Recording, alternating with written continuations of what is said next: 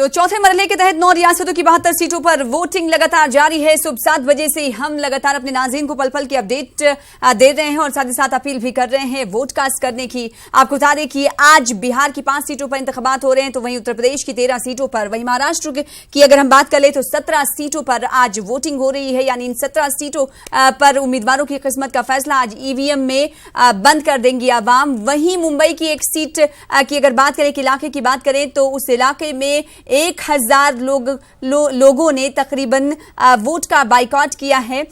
200 मकानात हैं जिनमें ये वोटर्स रहते हैं और इस मकान को मुनहदम करने के बाद ये वोटर्स वोट नहीं दे रहे हैं और साथ ही साथ इस वक्त वो एहतजाज के तौर पर अपना वोट कास्ट नहीं कर रहे हैं। इन तमाम लोगों से बातचीत कर रहे हैं लगातार हमारे साथ हमारे नुमाइंदे मोहिउद्दीन जुड़कर। मोहिउद्दीन, इस वक्त एक बार फिर से आपके पास आना चाहेंगे और आप उन तमाम वोटर्स के पास मौजूद हैं जो अपना वोट कास्ट नहीं कर रहे हैं। वजह साफ है कि उनके लिए जो कोई काम नहीं करेगा वो उन्हें वोट नहीं करेंगे, लेकिन इस दबाव के बीच अगर नौजवान बच्चों की अगर हम बात कर लें, क्योंकि आप जिस मकाम पर मौजूद हैं वहां पर बड़ों के साथ बच्चे भी हैं, उनकी पढ़ाई पर इन तमाम चीजों का आशियाना छीनने का कितना असर पड़ता है, ये उनसे सवाल करिएगा। जी देखिए, मैं आपको यहाँ पे करेक्ट करता हूँ। ये बिल्डिंग जो है यहाँ पर 200 मकानात हैं और ये 200 मकानात को जो है वो एक प्राइवेट बिल्डर ने लिया था और उससे कहा गया था कि मतलब आपको जो है वो हम लोग यहाँ से निकाल के कहीं और शिफ्ट करेंगे और आपको जो आपका आशियाना है वहां से निकाल के हम लोग कहीं और शिफ्ट करेंगे और आपका जो इलाका है, जो घर है, उससे बेदखल करेंगे। तो इस ताल्लुक से इन्होंने जो है 2008 से बहुत कोशिश की, पीएम को लिखा, सीएम को लिखा, महाडा को लिखा, हाउसिंग बोर्ड को लिखा, मंत्री को लिखा, लेकिन इनकी तमाम की तमाम सुनवाई जो है वो सदाबा सहर साबित हुई। इसी बुनियाद पर इन्होंने जो है वो ये फैसला लिया है कि वो वोट नहीं देंगे। बहरहाल सवाल आपका सही है कि हम नौजवानों से बात करते हैं कि उन पर जो है वो क्या असर पड़ेगा। अच्छा, एक बात आप ये बताइए कि जैसे कि सब लोगों ने वोट का बहिष्कार की बात की है, आप भी वोट देते होंगे, ठीक है, तो आप पर जो है वो क्या असर हुआ है इसका, आपके एजुकेशन पे, आपके करियर पे, उस पर क्या असर लगता है? असर तो ऐसे वो तो कुछ ये मायने नहीं रखता, लेकिन हमारे जो डेवलपमेंट में उसका बड़ा असर पड़ता है कि हमारा घर में हमें मिल जाए जल्दी से जल्दी। वो मैं एक्सपेक्ट करूंगा गवर्नमेंट से या जो हमारे जो सुन रहे हैं उससे। अच्छा, मतलब आप भी वोट नहीं दे रहे? वोट मैं दूंगा, लेकिन मैं नोटा करूंगा। अच्छा, ये नोटा करेंगे। असल में एक बात ये बताइए कि मतलब क्या आप लोगों ने कभी इस मुद्दे को लेकर, आपने कहा कि सीएम को लिखा है, पीएम को लिखा है, क्या इस मुद्दे को लेकर आप कभी जो है वो कोर्ट का दरवाजा खटखटाया आपने? हमारी कोर्ट में केस चल रही है 378/2009, वो जिसमें कोर्ट में, हाई कोर्ट में, बॉम्बे हाई कोर्ट में चल रही है, जिसमें हमने इनका एनओसी चैलेंज किया है। जो गलती से ये बढ़ा रहे हैं, जो झूठा इन्होंने बढ़ा रहे बगैर हमारे कंसेंट के, ये 2011 से आज 2018 तक उन्होंने बढ़ा के दी है, उसको हमने चैलेंज किया है और वो हम लड़ेंगे। अच्छा, आप कहाँ तक लड़ोगे लड़ाई? ये जब तक हम सुप्रीम कोर्ट जाओगे? सुप्रीम कोर्ट भी जाएंगे।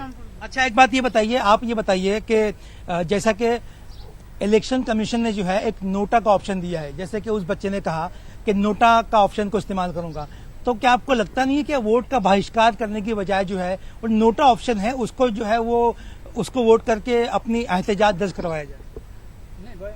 इस बारे में अगर मैं नोटा में जाके वहां दूं तो आज हमको कुछ पूछने वाला नहीं आता था। हमने जब भी बहिष्कार किया तभी आप लोग आ गए, क्यों बहिष्कार कर रहे हो करके। अगर हम नोटा को देते थे तो सब लोग देखते थे, हाँ भाई इन्होंने नोटा को दे दिया है, उनको मालूम नहीं हमने किसको दिया या दिया नहीं है। नोटा है बराबर है, लेकिन बहिष्कार रामनारा जब बहिष्कार हुआ। अच्छा, एक बात ये बताइए कि पार्लियामेंट का इलेक्शन फिलहाल है यहाँ पर और यहाँ से मेंबर ऑफ पार्लियामेंट रहे हैं अरविंद सावंत, तो क्या आपने अरविंद सावंत तक अप्रोच करने की कोशिश की या उन्होंने जो है वो आपके मसले को हल करने की कोशिश की? मैं यहाँ पे 10 साल से लड़ रहा हूँ, उसमें 2 कॉर्पोरेशन के इलेक्शन गए, 2 विधानसभा के गए, 2 लोकसभा के गए।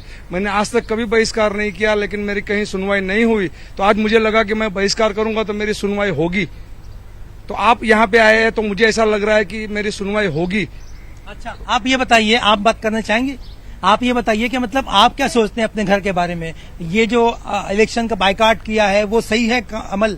सही तो है, बट अगर मतलब हम लोग को हमारा जो हक का है वो मिलना चाहिए, बस इतना ही हम लोग का मांगनी है। जी देखिए सना, बहुत ही अहम बात मैं आपको यहाँ पर बताना चाहता हूँ कि हम जिस इलाके में मौजूद हैं ये साउथ मुंबई का इलाका आता है और यहाँ पे जो है वो इस तरह के मामलात एक दो नहीं बल्कि 8,000 से ज्यादा मामलात है। और ये जो बिल्डिंग्स होती हैं, जो जर्जर इमारत होती है, जो बोसीदा इमारत होती है, वो ऐसी बोसीदा इमारत कहीं यहाँ पर है। और आपने जो है वो खुद देखा होगा कि मतलब साउथ मुंबई में जो है वो बारिश के दिनों में बिल्डिंग गिरती है, बिल्डिंग ढह जाती है, उसमें हजारों लोगों की जान चली जाती है। तो ऐसे में जो है वो हुकूमत भी जिम्मेदार है, इंतजामिया भी जिम्मेदार है, महाडा भी जिम्मेदार है। आखिर ऐसे लोग जो है वो जाएंगे तो जाएं कहाँ? इनका ये कहना है कि उन्होंने वोट का बहिष्कार इसलिए किया, वोट का बाइकाट इसलिए किया ताकि हुकूमत तक उनकी आवाज पहुंचे, हुकूमत तक कानून तक उनकी आवाज पहुंचे। उन्होंने जाहिर सी बात है, और वोटिंग का बाइकॉट ये तमाम लोग कर रहे हैं और इनकी आवाज न्यूज़ 18 उर्दू लगातार उठा रहा है।